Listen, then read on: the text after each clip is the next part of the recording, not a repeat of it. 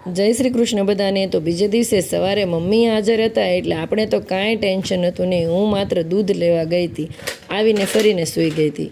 સવારમાં મારી માટે ગરમા ગરમ ભાખરી રેડી હતી, ચા દૂધ રેડી હતું। અમે બધાએ મસ્ત મળી અને સવારનો નાસ્તો કર્યો હતો ને આજે મારે કાંઈ કામનું ટેન્શન નહોતું, રસોઈનું ટેન્શન નહોતું, નહીંતર સવારમાં તો ભાગદોડ હોય, બપોરની રસોઈ કરીને સ્કૂલે જવાનું હોય। આજે એ બધી જ જવાબદારીમાંથી મારી મુક્તિ હતી એટલે હું નિરાતે તૈયાર થતી હતી ને ત્યાં જોયું ત્યાં મમ્મી અને મારી બેને બંને ઉપાડી લીધું હતું આ સફાઈ અભિયાન।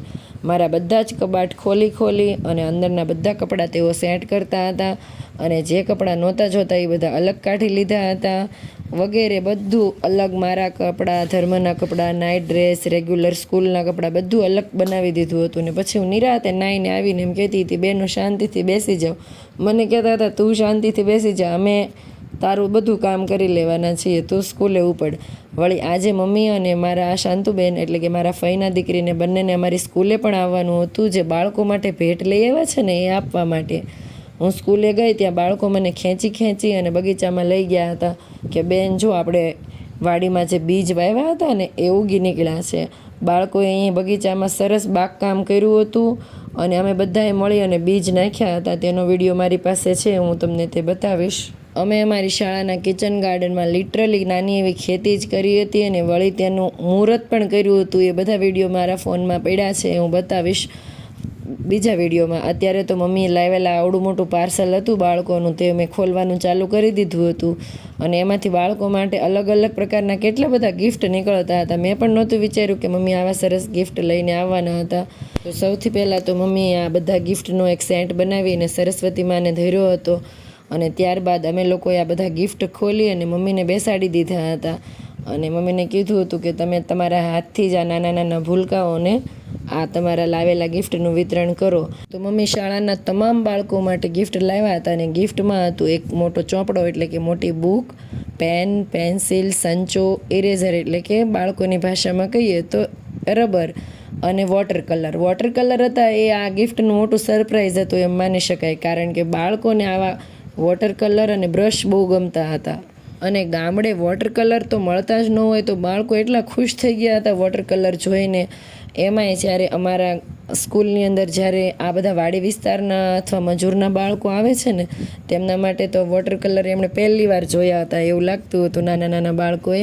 એટલે તેઓ હવે આરામથી છાપકામ, પોતાનું ક્રિએટિવિટી કંઈ પણ આનાથી સરસ કરી શકવાના છે અને એક પછી એક બધા એટલા એક્સાઇટેડ હતા એટલે મમ્મીને સાથે મારા દીદી, બીજા સ્ટાફ મિત્રો એ બધાને મેં કીધું કે બધા વહેંચો એટલે બાળકોનો જલ્દી વારો આવે અને જલ્દી તે જોઈ શકે કે પોતાને શું મળ્યું। કારણ કે એક વ્યક્તિ લઈને આવતો હતો ત્યાં સુધીમાં તો બીજી લાઈન ઉતાવળી થઈ જતી હતી કે એ લાઈનને શું મળ્યું ને મારે શું બાકી રહી ગયું। પરંતુ મમ્મીએ મને પહેલાં સ્કૂલની સંખ્યા પૂછી લીધી હતી એટલે બધી સંખ્યા વાઇઝ જ તે બધી વસ્તુ લઈ આવ્યા હતા। મમ્મી જ્યારે આ નાના ગિફ્ટનું નાના હાથોને વિતરણ કરી રહ્યા હતા ત્યારે મારું મન છે એ ગર્વથી ફૂલાતું હતું કે આ એ જ માં છે જ્યારે અમે આવડા હતા ત્યારે અમને 2 ચોટલા બાંધીને શાળાએ મોકલતા, ક્યારેક અમારું મન નહોતું છતાં પરાયણે મોકલતા અને એ સમયની અંદર જ્યારે શાળા ગામમાં માત્ર 7 સુધીની શાળા હતી ત્યારે તેમણે અમને હિંમત કરી અને દીકરીઓને પણ બહાર ભણવા મોકલી હતી અને આ સમય અમને એમ કહેવાય ને આ સફળતા સુધી તેઓ એમને પહોંચાડ્યા હતા। ત્યારે અમારું મન અત્યારે ગર્વથી ફૂલાતું હતું કે હું એક સરકારી શાળામાં શિક્ષક છું ને એ જ શાળામાં મારા મમ્મી મારી સફળતા જોવા માટે આવ્યા છે ને મારા વિદ્યાર્થીઓને આવી રીતે નાની ભેટ વહેંચી રહ્યા છે। તો મારું મન પણ બહુ આમ ખુશ થઈ ગયું હતું ને ત્યારે મમ્મીએ મને પણ બાજુમાં બેસાડી દીધી હતી કે તું પણ આવી જા અને તારા હાથથી પણ બાળકોને આ ભેટનું વિતરણ કરી દે। આ સમયે તમને એવું લાગે છે કે ના, તમને તમારા મા બાપે જે ભણાવ્યા છે તે સાર્થક થયું છે। ત્યારબાદ મેં મમ્મીને મારી આખી સ્કૂલ, ક્લાસ વગેરે બધું જ બતાવ્યું હતું અને પછી તેઓ પોતાના એટલે કે અમારા ઘરે જતા રહ્યા હતા કારણ કે હવે તેઓ કહેતા હતા કે અમે રસોઈ અધૂરી મૂકીને આવ્યા છીએ। મને પૂછતા હતા કે તમારા રિસેસમાં તમે ઘરે જમવા આવશો ને? મેં કીધું આજે કેમ ન આવું, આજે તો તમારા હાથની રસોઈ બનવાની છે તો રિસેસમાં સ્પેશિયલ હું તમારી પાસે ભાગી જમવા આવવાની છું। અને ત્યારબાદ તેઓ નીકળી ગયા હતા અને રિસેસમાંથી જમી અને હું ઘરે આવી તે, પરંતુ રિસેસ હજી પૂરો થયો ન હતો એટલે બાળકો મસ્ત મજાની નવી ગેમ રમતા હતા. અને આ રમત જોઈને મને બાળપણ યાદ આવી ગયું હતું, કારણ કે અમારી શેરીના બધા છોકરાઓ જ્યારે વરસાદ આવી જાય અને ગારો થતો એટલે આ બાળકો આ ગેમ તો શેરીમાં જરૂર રમતા હતા. અને ગામડે ગામડે આ ગેમને કંઈક અલગ નામથી બોલાવવામાં આવે છે. તો તમારા ગામમાં આ ગેમને શું નામથી બોલાવાય તે કે શું લાગે છે? આ ધારુના ડુંગરા છે એ લીલા થઈ જશે?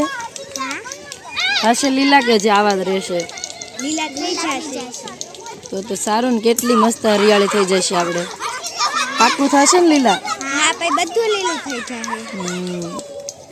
પછી રજા પડતા અમે ઘરે પહોંચ્યા. તો ઘરે આવીને તો અમારા માટે મસ્ત ભેળ રેડી હતી, કારણ કે મમ્મી એને ખબર હતી કે સ્કૂલેથી થાક્યા પાક્યા આવશે એટલે ભેળ બનાવીને રાખી હતી. અને બહાર મેઘરાજા પોતાની મહેર પણ વરસાવતા હતા, એટલે કે વરસાદ ખૂબ ચાલુ હતો. એટલે મેં, બેને અને ધર્મ એ બધાએ મળી અને ભેળની મજા લીધી હતી. અને મમ્મીને આજે નીકળવાનું હતું એટલે મમ્મીને મેં મારી જૂની સાડીઓ આપી હતી અને જૂના કપડાં આપ્યા હતા. એમાંથી મમ્મી મને ગોદડા બનાવી દેવાના છે, કારણ કે ગમે તેટલા બ્લેન્કેટ ઓઢીએ પરંતુ તે બનાવેલા ગોદડા ના ઓઢીએ ને ત્યાં સુધી આમ મનને શાંતિ ના થાય. તો હું બધાને કહેતી હતી કે હવે તમે લોકો જવા નીકળી રહ્યા છો તો હવે ક્યારે આવશો? તો કહેતા હતા આ વર્ષનો કોટો પૂરો થઈ ગયો, નેક્સ્ટ વર્ષે આવશો. તો હું કહેતી હતી એવું ના કરાય, 2 મહિનામાં ફરીને આંટો મારવા તો આવવાનું જ છે એવું પ્રોમિસ હું લેતી હતી. અને કહેતી હતી કે ગોદડા પૂરા થઈ જાય ને એટલે ગોદડા તૈયાર થાય એટલે તમારે મને દેવા આવવાના બાને આવવાનું અને ફરીને 2 દિવસ રોકાવાનું છે.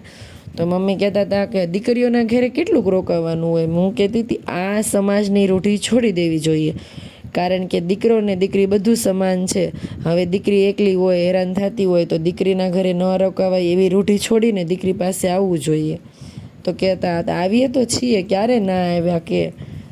આવી બધી નોકચોક અમારી ચાલતી હતી ને ત્યાં સુધીમાં તેમનો બસનો જે ટાઈમ હતો એ પણ થવા માંડ્યો હતો, કારણ કે અહીંથી જે સુરત બસ જવાની છે એ બસમાં એ લોકો રંગોલી ચોકડી સુધી જવાના છે અને ત્યાંથી અમારા ગામ પહોંચવાના હતા.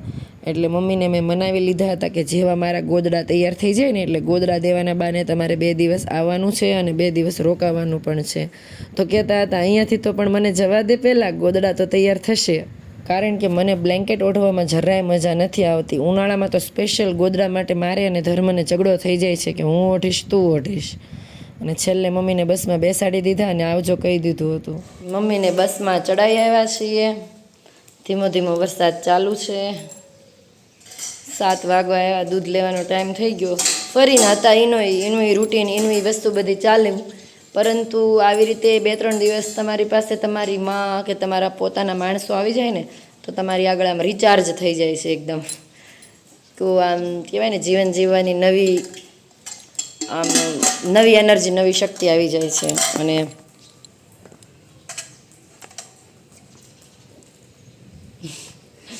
મોઢા બનાવીશ. દૂધ લેવા જવાનું છે. અહીંયા દૂધ લેવા જવાનું જ્યારે અમે 10 વર્ષ બહાર રહ્યા ને ત્યારે બહુ ખરાબ દૂધ આવતું. આપણે ગામડે છે તો દૂધ લેવા જવું પડે, આપણા દરવાજા સુધી કોઈ દૂધ દઈ નથી જતું, પરંતુ આપણને શુદ્ધ દૂધ મળી રહે છે એ મોટી વાત. અને ત્યાં આપણા દરવાજા સુધી દૂધ આવી જતું, પરંતુ દૂધ સારું ન આવે. મારે રોજ માથાકૂટ થતી ત્યાં દૂધવાળા સાથે. હું તેમને કહેતી કે ભાઈ અચ્છા દૂધ નહીં લા રહ્યો, આપ ચાહે તો पैसे बढ़ा लो लेकिन दूध अच्छा लाओ. तो ये भैया મને એવો જવાબ આપતા, દીદી મેં પાણી તો મિલા રહા હું લેकिन आरो का फिल्टर का पानी मिला रहा हूँ. મતલબ ચોખ્ખું જ કહેતા કે અમે પાણી મેળવીએ છીએ અને તમારા ઘર સુધી દૂધ આવતું, પરંતુ એને ટોકો ત્યારે 2 દિવસ સારું દૂધ આવે. ફરીને એનો એ આખો મહિનો એવું ફરીને ક્યારેક એને ટોકો ત્યારે 2-3 દિવસ સારું આવે. અને અહીંયા ગામડે એ શાંતિ કે તમે દૂધ લેવા જાઓ અને તમે ચોખ્ખું દૂધ લઈ આવો. ભલે તમારે લેવા જવું પડે છે, સવાર સાંજ બહેણી ઉઠાવવી પડે છે. બધા મને એમ કહે છે કે તું 2 ટાઈમ દૂધ લેવા શા માટે જાશો? થોડું દૂર જવું પડે છે મારે. એક જ ટાઈમ સાંજે લઈ આવી. જ્યારે મારે સવારની સ્કૂલ હતી ત્યારે હું સાંજે જ લાવતી, કારણ કે સવારની સ્કૂલ હતી એટલે મારે 7:15નો તો સ્કૂલનો ટાઈમ હોય અને એ લોકો 7 વાગ્યા આસપાસ તો દૂધ દોતા, તો એ મેળ ન પડતો મારે. પરંતુ અત્યારે તો હવે બપોરે 10:30ની સ્કૂલ થઈ ગઈ છે એટલે હું બંને ટાઈમ દૂધ લેવા જાઉં છું, સવારે પણ અને સાંજે પણ. મારું એમ કહેવાનું છે કે ગામડે છીએ તો ફ્રેશ દૂધ લઈએ અને એમ કહેવાય ને કે એકદમ શુદ્ધ ખાઈએ જ્યાં સુધી ગામડે છીએ. ત્યારે જ્યારે 10 વર્ષ અમે જે આ દૂધ ખાધું ને, હવે ગામડે છીએ તો એ 10 મહિનામાં તો હું હાટું વાળી રહી છું. ચાલો બહેણી દેખાડો તમારી દૂધ લેવાની. ચાલો અમે દૂધ લઈ આવીએ ત્યારે.